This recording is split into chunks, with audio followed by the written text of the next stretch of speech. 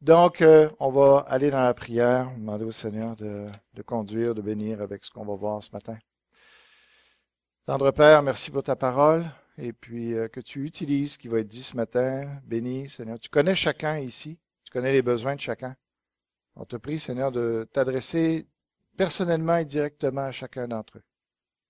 Que ce message soit vraiment pratique, qui transforme, qui touche les vies, qui fasse de nous des chrétiens vraiment dont tu peux être fier, Seigneur, qui te glorifie. Dans le nom de Jésus-Christ. Amen. Alors, je vais vous demander de tourner dans Éphésiens 6.10. Oui, Éphésiens 6.10, mais c'est pas ça que ma femme voulait. Elle voulait l'autre verset. Alors, OK, ben vas-y, chérie. Choisissez aujourd'hui qui vous voulez servir. Moi et ma maison serviront l'Éternel. Josué. Josué 24:15. Voilà. Bravo. Alors, c'est ça. Alors, j'ai pris la décision d'apporter, oui, j'ai pris la décision d'apporter des messages sur un verset pour que vous puissiez le garder, que vous puissiez même le mémoriser, afin que vraiment ce que vous entendez le dimanche, ça ne tombe pas à terre. On ne veut pas des semences qui tombent sur le bord du chemin ou qui sont étouffées par toutes sortes d'autres soucis de ce monde.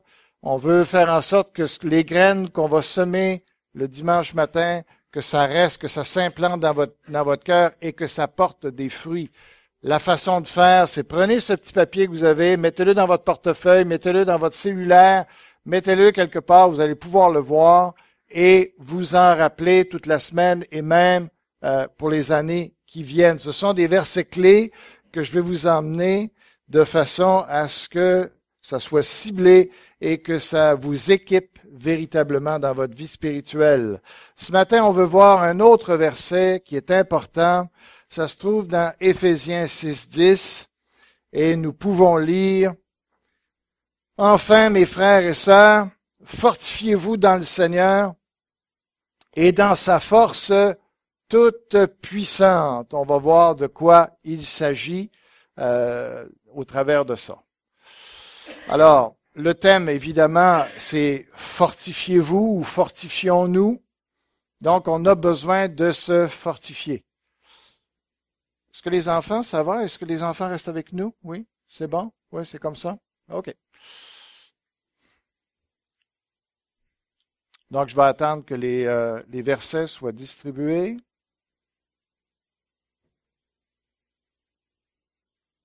D'accord. Alors, le verset dit ceci, vous l'avez dans les mains, fortifiez-vous dans le Seigneur et par sa force toute puissante. Donc, c'est pas compliqué à se rappeler, OK? Et on va regarder de quoi il s'agit. Vous savez, dans la parole, quand on lit la parole, c'est comme on peut le comparer à un grand champ dans lequel il y a plein d'herbes, il y a plein de fleurs qui sont là. Et un petit peu comme Adam devait faire ou comme n'importe quel jardinier doit faire, ce qui est la beauté du jardinage, c'est de mettre en valeur des fleurs, des particularités du champ pour exposer leur beauté. Alors, qu'est-ce qu'on fait pour ça? Bien, on les trie, on fait le ménage un petit peu là-dedans. Ils sont toutes belles.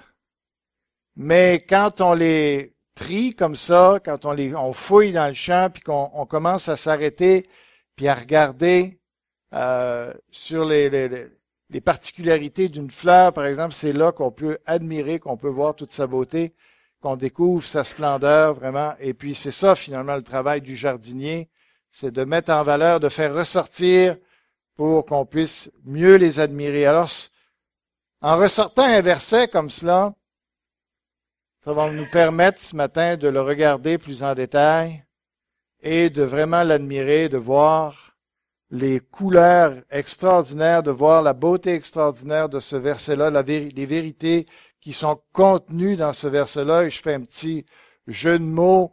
C'est notre pensée de notre jardin ce matin. OK?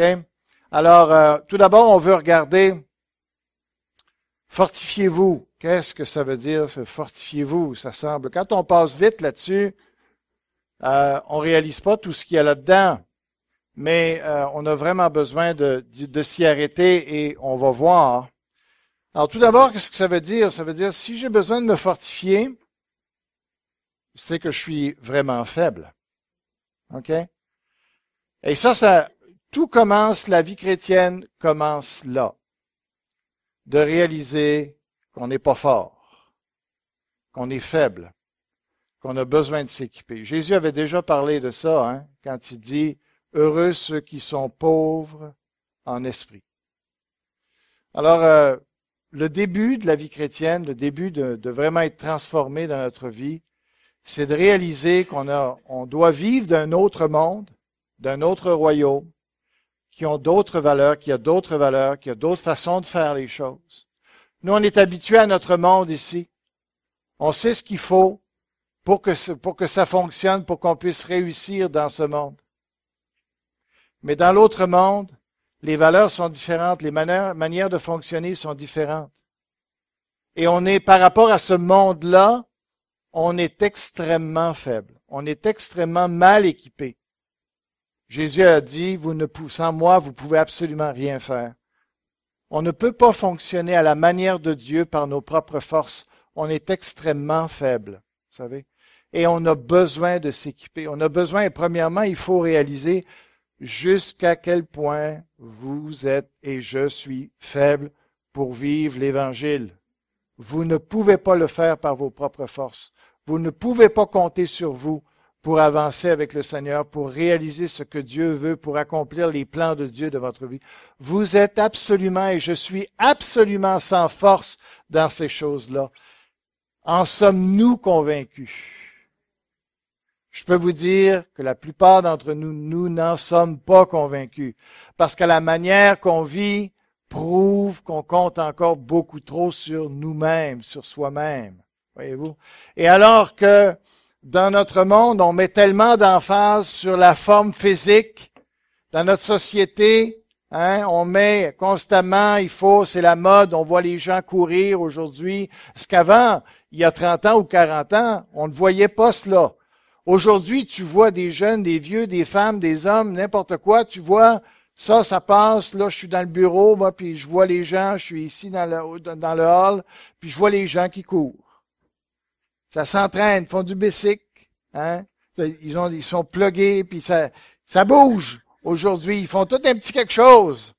C'est important, notre société met beaucoup d'emphase là-dessus, beaucoup d'accent sur la mise en forme. Mais par rapport à ce dont on parle ce matin, c'est beaucoup plus important de se mettre en forme pour le Seigneur. C'est ce que Paul a dit dans 1 Timothée 4,8. Exerce-toi à la piété, car l'exercice corporel est utile à peu de choses. Ça, c'est le point de vue de Dieu. Sur toute cette mise en forme, ces muscles et tout ça, ce cardio qu'on essaie de mettre en valeur, Dieu dit, ça a très peu de valeur. Par rapport à l'éternité, par rapport à ce qui est la vraie vie, par rapport à la vraie mise en forme, ça a peu de valeur. Et comment on doit se mettre en forme? Où est-ce qu'on doit être en forme? Où est-ce qu'on doit avoir du cardio? Ben, c'est spirituellement, car l'exercice corporel est utile à peu de choses, tandis que la piété est utile à tout. Autrement dit, ce que ça veut dire, c'est que si tu es un homme pieux, tu vas être aussi en forme physique. C'est une bénédiction pour ton corps.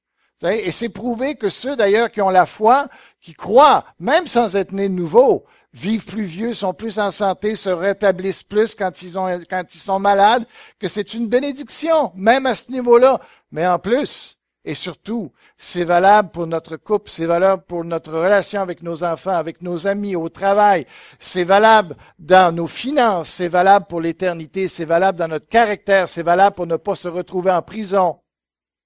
La piété, c'est utile à tout. Et on ne réalise pas ce matin, vous ne réalisez pas jusqu'à quel point vous êtes bénis de pouvoir profiter des enseignements de la parole de Dieu qui vont vous préserver d'un tas de mauvaises choses. Il y a plein de gens à l'extérieur qui vivent toutes sortes de choses qu'ils ne vivraient pas s'ils suivaient l'Évangile. Vous savez? Même juste les principes, même sans avoir la puissance du Saint-Esprit, juste de vivre les principes de la parole de Dieu et ça bâtit des beaux couples, ça bâtit des belles familles, ça bâtit des enfants qui se développent bien, qui réussissent dans la vie, qui sont intéressés, qui ne veulent pas se suicider, qui sont préservés de la drogue, de la consommation, toutes ces choses-là. Mais en plus de ça, lorsque le Saint-Esprit transforme nos caractères, et nous donne une assurance par rapport à l'éternité, fait en sorte qu'on travaille pour Dieu, qu'on accomplit des choses pour Dieu, qu'on construit pour l'éternité, ça a tellement de bénédictions, tellement de valeur. C'est utile à tout. C'est pour ça que nous devons faire en sorte d'être en forme spirituellement. Nous devons nous fortifier. Nous sommes extrêmement faibles, mais il faut pallier à cette faiblesse-là. Nous ne réalisons pas. C'est vraiment pas une blague, ça. Pourtant, c'est sur un site de blagues, mais moi, je ne l'ai vraiment pas pris comme une blague. Parce que ça nous ressemble beaucoup. Ça nous ressemble beaucoup. J'admire cet homme-là. J'admire parce qu'il y a beaucoup de gens qui n'oseraient même pas être pris en photo comme ça. Il n'a rien pour étonner, il n'a rien pour épater. Mais pour moi, ça, c'est un véritable héros. C'est quelqu'un qui, je pense qu'il doit se voir, il doit quand même reconnaître qu'il n'a pas un corps d'athlète, mais il veut que ça change. Il veut que ça change. Il veut faire avec les handicaps qu'il a, il veut faire ce qu'il peut pour se développer. Amen. Amen. Vous savez, et nous sommes comme ça. Nous sommes peut-être aux yeux des démons et aux yeux des anges et aux yeux de Dieu, nous sommes peut-être plus ridicules que cet homme-là. Nous avons besoin de réaliser ce matin que à quoi ressemblons-nous spirituellement? Alors, c'est ça qu'il faut. Nous, on est en train de parler des choses qui ne sont pas visibles, qui sont invisibles, et quelqu'un qui n'a pas les yeux pour voir cette réalité-là ne voit rien. Il pense qu'on ne parle pas rien. Mais celui qui a les yeux, celui que Dieu a ouvert ses yeux pour qu'il voie ces réalités-là, il prend en considération ces choses-là, puis il se dit, ça, c'est tellement plus réel. Ça, c'est la vraie vie spirituelle. Ça, c'est ce qui va nous rester. Colossiens 1,13. Qu'est-ce que ça dit qu'on doit se fortifier? Bien, il faut qu'on reconnaisse qu'il y a deux royaumes dans ce monde. Il n'y a pas 175 nations ou je ne sais pas trop combien. Il n'y a pas les États-Unis versus l'Europe, versus la Chine, versus l'Union soviétique ou bien plus ou moins la Russie maintenant. C'est pas ça la réalité de ce monde. C'est pas l'OTAN, c'est pas l'ONU. Non, il y a deux réalités. Il y a un royaume des ténèbres et il y a un royaume qui appartient à Dieu. Il y a le royaume de Dieu dans ce monde, il y a le royaume de Dieu. Peu importe les visages, les différentes étiquettes que peut prendre le royaume du diable, c'est le même royaume. C'est le même royaume. Peu importe les philosophies, qu'elles ressemblent plus ou moins au christianisme, ou qu'elles s'en éloignent, ça reste que c'est sous le pouvoir du diable, tout simplement. Nous n'aimons pas parler de ces choses-là. Nous n'aimons pas simplifier ces choses-là. Nous ne voulons pas aborder ces réalités-là. Mais c'est la vérité. Colossiens 1,13 dit, « Il nous a délivrés de la puissance des ténèbres et nous a transportés dans le royaume de son Fils bien-aimé. » Écoutez, Paul est un fou s'il dit des choses comme ça et que ce n'est pas vrai. Quel ridicule de parler de royaume et tout ça. Il se prend tellement au sérieux si c'est pas vrai. N'est-ce pas? Trouvez pas que c'est un peu ridicule si c'est, regarde, il n'y a rien à l'autre bord, il n'y a rien après la mort, il n'y a rien en dehors du visible. L'au-delà, ça n'existe pas. S'il n'y a rien d'autre, il est en train de parler de quoi? Il prend des mots, mais il s'écoute parler, c'est un poète. Non, je crois profondément qu'il y a deux royaumes. Et quand on se convertit, on change d'adhérence, on change de royaume, on change de gouvernance. On passe d'un royaume à un autre, d'une puissance à un autre. Est-ce qu'on réalise que les gens du monde sont sous une puissance des ténèbres qui peut avoir l'air spirituelle, qui peut avoir l'air religieuse, qui peut avoir l'air bien, mais le diable, tout ce qui intéresse, c'est de tromper les gens. Peu importe si tu vis une vie de débauche, une vie complètement catastrophique, misérable, ou peu importe si tu sembles être un saint à 99%. Il s'en fout. T'es perdu au temps. Parce qu'il t'est dans son royaume. Voyez-vous, et c'est là la réalité. C'est que le jour où on a accepté Jésus-Christ comme sauveur, on a changé de royaume. On a changé de Seigneur. Et nous sommes dans deux réalités différentes. Vous savez? Et il faut réaliser ça. Et par rapport à l'ennemi, au diable, à l'ennemi de nos âmes, on est d'une faiblesse incroyable. Il faut que nous réalisions ça. Et il faut que nous réalisions que Paul est en train de nous parler ici d'une faiblesse qui a deux niveaux. Tout d'abord, une faiblesse au niveau offensif et une faiblesse au niveau défensif. Parce que quand il parle ici de se fortifier, évidemment dans le contexte, il est en train de parler, vous relirez le contexte, il est en train de parler des armes spirituelles. Il est en train de nous dire par rapport, on n'a pas à lutter contre la chair et le sang, contre les hommes. On a à lutter contre des puissances invisibles, des puissances spirituelles qui sont là, qui sont extrêmement puissantes. C'est ça qu'on doit faire face. Et une première faiblesse que l'on a par rapport à ça, c'est une faiblesse offensive. C'est qu'on est appelé à percer les rangs de l'ennemi. On est appelé à faire de la conquête. On est appelé à ravir des âmes à l'ennemi. OK? C'est ça qu'il faut faire. C'est ça qu'on va faire dans nos journées. Vous comprenez? Quand vous allez au travail, quand vous faites vos activités, ce que vous voulez, c'est aller arracher des choses qui appartiennent au diable, des gens qui appartiennent au diable. On veut le dépouiller. L'homme fort est lié. Jésus a dit qu'il fallait maintenant, une fois que l'homme fort est lié, on peut aller chercher le butin. Le butin, c'est les âmes. Il faut aller les chercher. Mais le diable se rit de nous si on pense qu'on va être capable de le faire par nos propres forces. Les gens ne sont pas des incrédules parce qu'ils ont fait le choix de l'être. Oui, dans un sens, oui, mais il y a une puissance en arrière d'eux qui les rend incrédules. C'est qu'on oublie ça des fois. Les gens nous résistent et tout ça, on embarque dans leur jeu, on les traite de tête de cochon, peut-être n'importe quoi, parce qu'ils sont pas d'accord avec nous. Mais on oublie que c'est pas un rapport homme à homme. Intelligence à intelligence.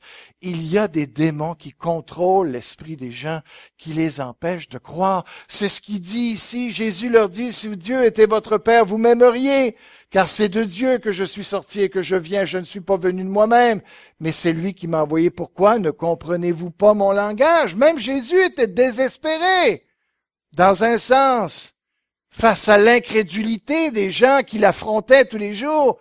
Il disait, pourquoi ne pouvez-vous pas écouter mon langage? Pourtant, Jésus ne parlait pas d'une manière si obscure que cela. Mais les gens ne pouvaient pas écouter ce qu'il dit. C'est ça qu'il est en train de dire. Ils ne pouvaient pas recevoir. Ils n'étaient pas capables de capter vraiment. Ce matin, il y a plein de choses qui sont dites que Dieu dit, mais pourquoi ils ne comprennent pas? Mais nous sommes fermés. Nous avons besoin d'un esprit de révélation pour qu'on capte la réalité de ces choses-là.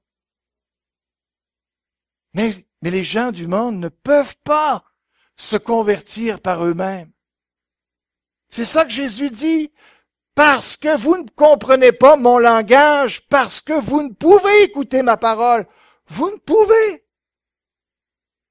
Le diable tient captifs les gens, les empêche de croire, les envoie sur toutes sortes de faux raisonnements. Quand vous écoutez les gens, pourquoi ils ne croient pas? Mais ça en est risible, ça en est ridicule quand tu les écoutes. Tu t'aperçois qu'il n'y a pas rien là comme argument solide.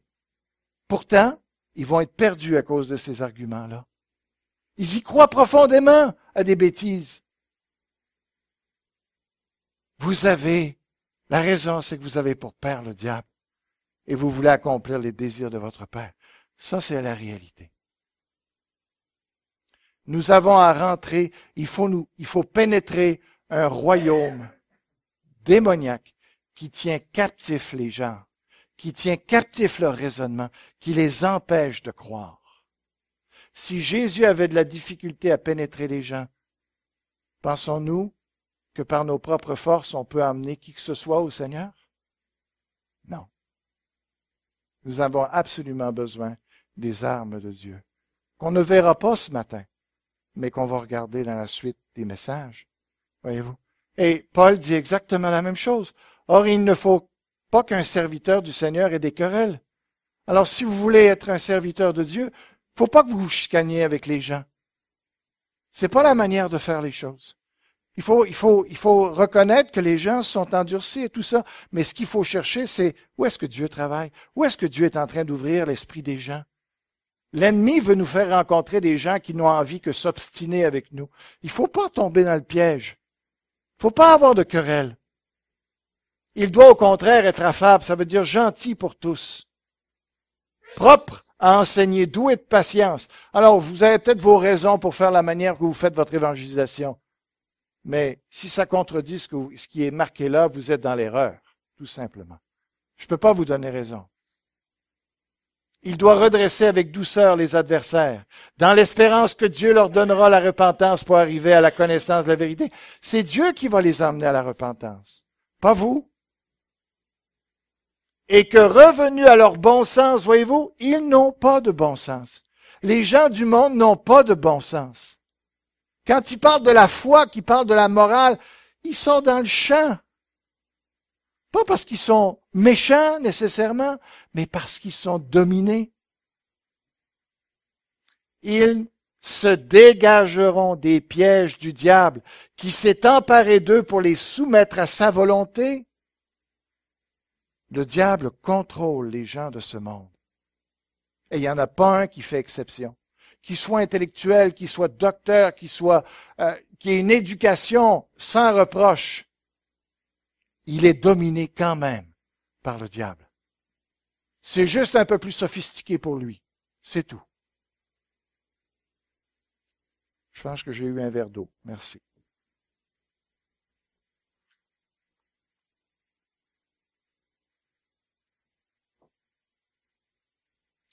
Évite les vains discours et profanes, car ceux qui les tiennent avanceront toujours plus dans l'impiété, et leur parole rongera comme la gangrène. De ce nombre sont Hyménée et Philette qui se sont détournés de la vérité, disant que la résurrection est déjà arrivée et qui renverse la foi de quelques-uns. Qu'est-ce que les démons peuvent faire dans notre vie? Est-ce qu'on les craint, les démons? Est-ce que vous réalisez qu'on est dans une guerre? Est-ce que ce matin, vous vous êtes levé et vous avez réalisé que je vais juste vous montrer quelques photos. Je ne sais pas où elles sont exactement, mais je vais essayer. Alors, est-ce qu'on réalise qu'on est là? OK? Ça serait complètement... Ça serait complètement ridicule de s'en aller sur un champ de bataille arrangé comme ça. Voyez-vous? Mais beaucoup de chrétiens sont comme ça. Beaucoup d'entre nous, nous entrons dans la vie, dans le monde du travail. Nous nous levons, nous allons, et nous sommes arrangés comme ça. Nous n'avons pas réalisé que nous avions besoin de nous équiper jusqu'aux dents pour faire face à la guerre qui nous entoure. Mais moi, je pourrais crier, je pourrais sauter, même moi, je ne le comprends pas assez. Mais au moins, j'espère que juste qu'on s'arrête, qu'on y réfléchisse et qu'on puisse simplement réaliser, mais est-ce que je suis conscient qu'il y a des bombes qui tombent autour de moi? Est-ce que je suis conscient qu'il y a des balles qui sifflent autour de mes oreilles? Est-ce que je crois ça? Ou je mène ma vie comme si j'étais en vacances? Notre frère est revenu, il était là tout à l'heure. Notre frère est revenu de vacances. Et là, peut-être que sa femme, elle va, pour le reste de ses jours, elle va être handicapée avec l'accident qu'elle a eu. Est-ce que nous croyons que nous sommes sur le tableau militaire du diable? Nous sommes des points qui scintillons et que nous sommes des cibles pour lui. On a été arrachés de son royaume, mais il se souvient. Et il nous déteste. Il nous hait. Il nous hait. Et il nous connaît. Il voit l'esprit qui est en nous. Il sait qu'on ne lui appartient plus, mais il voudrait nous éteindre. Il voudrait nous empêcher de parler. Il voudrait nous détruire. Il voudrait nous rendre nuls. Il veut nous arrêter. Et il a toutes sortes de trucs pour le faire. Mais est-ce que nous le croyons vraiment? Nous devons demander. Tout ce matin, on a chanté des chants qui parlaient de la puissance de Dieu. Vous avez remarqué la force, etc. Nous avons chanté un chant qui disait, Seigneur, révèle-nous. Révèle-nous. Ton amour, révèle-nous. On a vraiment besoin d'une révélation. Parce que ça tonne autour de nous. Ça bombarde autour de nous. C'est pas facile d'être un chrétien dans ce monde. Il y a des combats acharnés. Vous savez, les Polonais, ici c'est les Ukrainiens, quand les Allemands sont entrés dans leur pays, les Polonais ont chargé les chars d'assaut allemands avec des chevaux et des lances. Qu'est-ce que vous pensez qui est arrivé? Ils ont été bien sûr décimés. Si on n'est pas équipé comme ces gars-là, nous allons nous faire planter. Nous allons nous faire tuer. Ce que nous croyons qu'il y a vraiment des vraies blessures, ce que nous croyons que nous pouvons réellement mourir, ce que nous croyons qu'on peut être touché et avoir des nerfs sectionnés qui fait qu'on va être infirme jusqu'à la fin de nos jours, et pas seulement physiquement. Qu'est-ce que le diable peut faire? Il nous a donné un livre qui nous montre un peu ce qu'il peut faire, le livre de Job. Évidemment, Job n'a pas compris ce qui lui arrivait. Puis il disait, mais qui je suis, moi qui ai marché avec toi? Comment ça se fait, moi qui ai été fidèle avec toi comme ça? Est-ce que j'ai besoin de vivre tout ça? Job ne comprenait pas. Mais aujourd'hui, nous comprenons que Dieu nous a donné ce livre-là et cet homme-là, il l'a choisi pour vivre cette période-là dans sa vie. Pour nous instruire, je dis, regarde ce que je vais montrer au travers de toi, Job. Je vais montrer aux chrétiens, je vais montrer à ceux qui croient en moi ce que le diable peut faire. Il peut t'enlever tous tes biens. Il peut t'enlever tous tes enfants. Il peut t'enlever ta santé.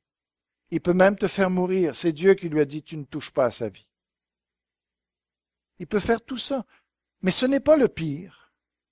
Ce n'est pas le pire qu'il peut faire. Il peut nous handicaper pour cette vie-ci, mais ce qu'il veut d'abord et avant tout, c'est nous handicaper pour l'éternité. Et ça, je ne parle pas juste de l'enfer, je parle de tous les récompenses, de tous les honneurs dont on peut être privé parce qu'on se sera détourné ou on n'aura pas pris au sérieux telle ou telle chose ou on aura été relâche dans notre vie spirituelle. Nous ne voyons pas toutes les pertes que le diable est capable de nous faire subir. Voyez-vous? Et on a besoin que Dieu se manifeste à nous, pour dire, mais le prends-tu vraiment au sérieux? Alors, si on ne fait pas attention, c'est à ça qu'on va ressembler. Voyez-vous? Le diable peut nous enlever notre paix, peut faire en sorte qu'on soit un chrétien incapable de se réjouir, jour après jour, incapable de marcher dans la joie et dans la victoire du Seigneur, incapable d'aimer son prochain, même si celui-ci nous fait du mal, même si celui-ci se venge, même si celui-ci nous harcèle. Le diable peut faire en sorte que nous vivions dans la haine continuellement des gens, dans la rancune, dans la rancœur, dans la mort du cœur. Dieu peut faire en sorte que nous vivions toujours, le diable peut faire en sorte que nous vivions toujours dans l'inquiétude financière, dans la peur de témoigner, dans la peur d'être persécuté. Il peut nous enlever notre foi dans tous les domaines de notre vie, alors que toutes les promesses de Dieu sont là pour nous, pour nos enfants, pour nos petits-enfants, pour nous-mêmes, pour la santé, pour tout ce que Dieu a pour nous, d'être des gagneurs d'âme, etc., etc. Tout ça est pour nous. Mais si le diable arrive à mettre moindrement le doute, il vient de nous empêcher. Aux Galates, il dit un jour, il dit, mais vous couriez bien. Qui vous a arrêté? Qui vous a stoppé? Les Galates, à cause qu'ils ont accepté un mensonge intellectuel et doctrinal, Paul dit, vous êtes déchus de la grâce. Vous venez d'arrêter de marcher, de progresser dans votre foi. Une église entière, d'une région entière, a été paralysée par le diable parce qu'ils ont cru quelque chose de faux. Vous savez que que le diable peut faire en sorte de paralyser cette église ici, s'il y a un faux enseignement qui circule dans l'église. C'est sérieux. Quelqu'un me disait, la doctrine, on n'a pas besoin de ça, la doctrine. Ça fait juste des problèmes entre les églises. Faux! Faux! On a besoin de la doctrine parce que c'est la vérité. Le problème, c'est le cœur de l'homme qui utilise mal la doctrine, mais pas la doctrine. La doctrine, c'est la façon d'être sauvé, la façon de croire correctement envers Jésus-Christ, la façon correctement de traiter ma femme, de pardonner, etc.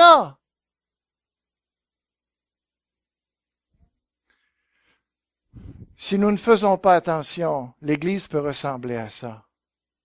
Si nous ne prenons pas le diable au sérieux avec les armes qu'il a, nous ressemblerons à ça. Nous fermerons comme d'autres églises.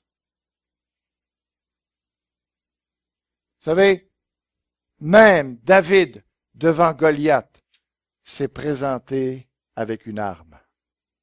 Peut-être pas une arme conventionnelle, mais avec une arme. C'est pour nous instruire que nous n'aurons pas les mêmes armes que le monde pour triompher. Mais nous avons besoin de ces armes-là. Voilà des gens qui, dans l'Église, ont été atteints par le diable, qui les a tués. Le diable les a tués. Mais celle qui vit dans les plaisirs est morte, quoique vivante. Des chrétiennes qui sont dans l'Église, mais qui ont pris ça à un moment donné, la vie chrétienne, on va s'amuser. Paul dit, elle est vivante, mais en réalité, elle est morte. Elle a arrêté de vivre pour Dieu, elle a arrêté de vivre quoi que ce soit avec Dieu, elle a arrêté de connaître Dieu, elle est morte. Malheureusement, dans nos églises, il y a des gens qui sont morts. Sauvés, peut-être, mais morts. Apocalypse 3.1 dit, écrit à l'ange de l'église de Sardes, voici ce que dit celui qui a les 7 esprits de Dieu et les 7 étoiles, je connais tes œuvres. Je sais que tu passes pour être vivant. Tu es mort. Mort. Parce qu'ils ont été atteints mortellement par le diable. Vous savez, on regarde toutes sortes de films. On essaie de se faire peur, peut-être ça manque de sensations dans notre vie, alors les science-fiction, on aime ça. T'sais. Moi aussi, je dois avouer que je déteste pas regarder des petits monstres. Mais ceux-là, ils sont pas dangereux. Tu vois? Alors, aujourd'hui, on essaie de faire peur les plus méchants qu'on peut faire, hein? T'sais. Mais quelque part, on les regarde parce qu'on sait qu'ils sont pas vrais. Si on avait vraiment l'impression qu'ils étaient là devant nous, on les regarderait pas longtemps. Voyez-vous? Alors, tous les films essayent de développer toutes sortes de monstres. Mais est-ce qu'on croit vraiment qu'il y en a des vrais? Des vrais. qui sont peut-être plus menaçants que ceux-là. Ou plus laids, c'est ce que je veux dire. Alors, fortifiez-vous dans le Seigneur. Alors, on a vu fortifiez-vous. Donc, on a besoin des armes de Dieu pour aller à l'offensive, pour pénétrer le royaume du diable, pour gagner des gens, pour bâtir le royaume de Dieu. On a besoin des armes de Dieu, on a besoin de la force de Dieu, sinon on n'y arrivera jamais. Pour se préserver du mal, je peux vous dire une chose, essayez l'adultère. Essayez l'adultère. Vous êtes marié, essayez l'adultère. Vous voulez avoir une vie ruinée, essayez ça. Si le diable vous amène dans l'adultère, vous m'en direz des nouvelles. Vous allez souffrir longtemps. Vous allez avoir perdu le respect de vos enfants, le respect de votre femme ou de votre mari. Et avec toutes les complications qui vont avec après. Un péché, juste un péché. Si le diable peut vous amener dans l'infidélité morale, ça fait mal et ça détruit. Mais il n'y a pas que cet arsenal-là. Soyons sur nos gardes. Des fois, ça commence juste avec un petit jeu inoffensif.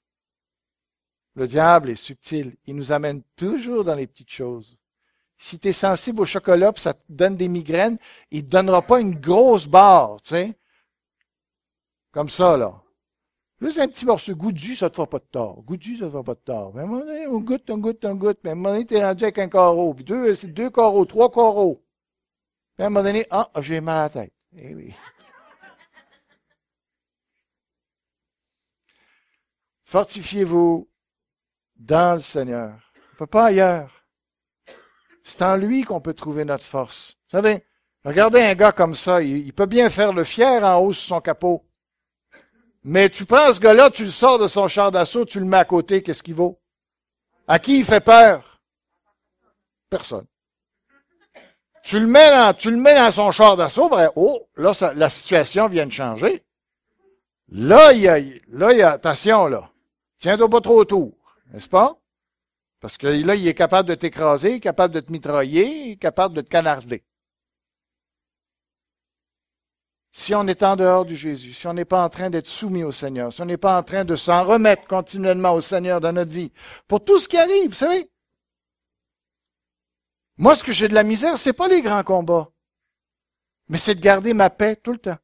C'est ça le royaume de Dieu. Je sais que si je perds ma paix, je sais que je viens de donner du terrain à l'ennemi. Il vient d'entrer dans ma forteresse. Si je perds ma joie, si je ne suis pas capable de me réjouir de mon salut, je viens de céder à l'ennemi. Il vient en train de poser son pied dans mon territoire. Il a franchi la ligne. Si je ne suis pas capable d'aimer quelqu'un, je suis en défaite. Ça paraît pas dans les journaux. Tu sais, une fois, je suis allé voir des jet cars ou des jet trucks. C'est ça qu'on a l'impression quand on parle de force, que ça, c'est de la puissance. Quand tu les vois, là, avec les feux qui sortent des cheminées, là, t'entends plus rien, t'es obligé d'avoir des cocottes tellement que c'est fort, ces moteurs-là, c'est des moteurs d'avion. Le truck, il fait ça, tu sais, puis avant de retomber, boum! Les bio, tu sais, tous les cylindres, là, je sais pas combien, les 100 gallons, je sais pas combien ce qu'il y a là-dedans, là. Quand il part puis qu'il se met à décoller, toutes ces cylindres-là, là, ça part, brrr, avec la force tellement, tu dis, ça, c'est de la puissance! Ça fait quand on parle de la toute puissance de Jésus dans les églises, on dit, tu ris-tu de moi? C'est parce qu'on ne sait pas. On ne réalise pas où est-ce que cette puissance-là se révèle.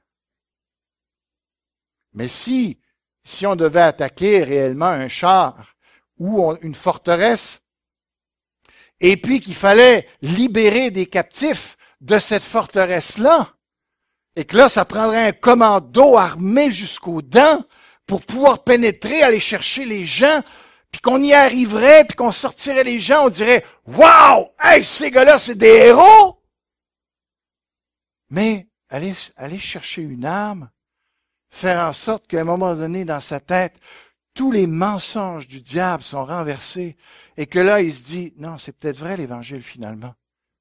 Finalement, l'histoire de Jésus, c'est peut-être pas juste une histoire d'un petit bébé dans sa crèche. Et que là, ils se disent, ouais, je vais considérer ça. Comme mon garçon qui a commencé à témoigner à une psychiatre. Tiens, c'est pas la première personne à qui tu penserais qu'il va peut-être s'intéresser au Seigneur. Elle s'est aperçue qu'il est chrétien. Elle se dit, t'es chrétien, toi? Oui, je suis chrétien. J'aimerais ça que tu m'en parles. Wow! C'est quoi la puissance? Toutes les victoires qu'il a dû avoir dans la tête de cette personne-là pour qu'à un moment donné, elle se dise, peut-être que la théorie de l'évolution, ça ne répond pas à tout. Peut-être que l'humanisme et peut-être que la science ne résout pas tous les problèmes. Wow! Il y a eu toute une puissance en arrière de ça pour faire en sorte que cette personne-là puisse considérer l'Évangile. Et quand quelqu'un abandonne une dépendance, quand quelqu'un ne se met plus en colère alors qu'il cassait tout avant, quand quelqu'un est un rancunier jusque dans le fond de sa moelle et qu'il est capable après ça d'être dégagé et de ne plus souffrir parce qu'il en veut tellement. Est-ce que c'est pas de la puissance, ça? Mais une puissance que on ne prête pas attention. Il y a de la puissance. En Jésus-Christ, il y a de la puissance. Mais il faut rester en lui. En dehors du char d'assaut, il n'y a pas de puissance. Mais en lui, vous avez tout ce qu'il faut. C'est ça que Paul dit. Je peux continuellement vivre dans la joie au lieu de l'inquiétude. Je peux continuellement vivre dans l'amour des autres, dans la préoccupation des autres, au lieu de me préoccuper de moi, si je saisis ce qui est en Jésus-Christ. Je peux continuellement être dans la paix. Je peux continuellement être dans l'espérance, au lieu de m'encombrer de tous les plaisirs du monde et de toutes les choses du monde. Je peux avoir les yeux fixés et que ma tête soit au-dehors de l'eau et que je vois l'horizon, que je vois le bateau qui vient me chercher. C'est là la puissance, par sa force toute puissante. On est équipés, frères et sœurs. Dans les messages qui s'en viennent, on va commencer à regarder les armes que Dieu nous a données et vous allez voir qu'elles ne sont pas insignifiantes. Elles font trembler l'ennemi. Mais il faut les porter, ces armes-là. Il faut s'en équiper. Je vais essayer de vous donner la description la plus exacte possible de ce que sont ces armes-là pour que nous puissions les prendre et les utiliser.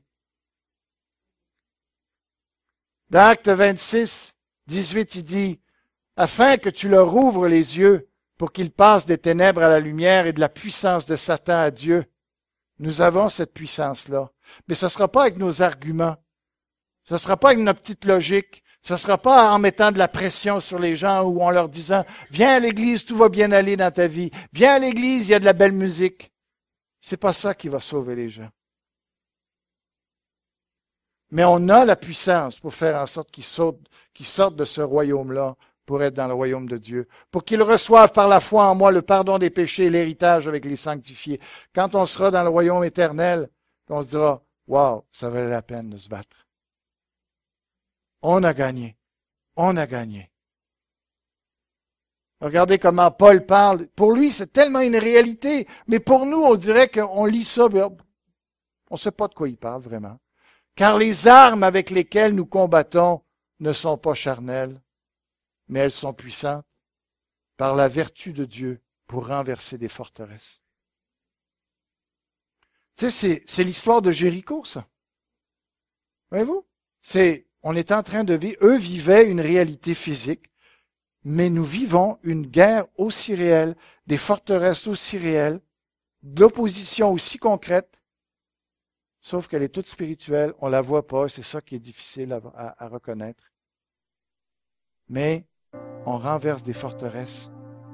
Quand vous parlez à un frère qui a des doutes par rapport à une doctrine, par rapport à un enseignement, par rapport à comment il doit élever ses enfants ou n'importe quoi, et tu vois qu'il est mêlé, il ne sait pas trop ce qu'il doit faire, et que là, tu lui donnes une vérité, un verset de la parole, et que là, ça fait la lumière dans sa vie, il se dit, ouais, c'est ça! C'est ça qui me manquait. Tu sais? Et là, à partir de ce jour-là, sa vie ne sera plus la même parce qu'il vient de renverser une forteresse. Que Dieu nous aide. Que Dieu nous aide, qu'on prie, je ne sais pas si non, je pense que c'est la dernière, qu'on prie vraiment que Dieu nous ouvre les yeux, que le combat n'est pas humain. Vous savez? Et j'ai besoin que vous priez pour moi. On a besoin de se revêtir de nos armes. On a besoin d'être des véritables soldats. Vous savez? Prions que Dieu nous fasse réaliser que vraiment ça bombarde autour. Et c'est ça. Il faut être prêt, il faut s'équiper, il faut vraiment prendre la vie chrétienne au sérieux. Prions.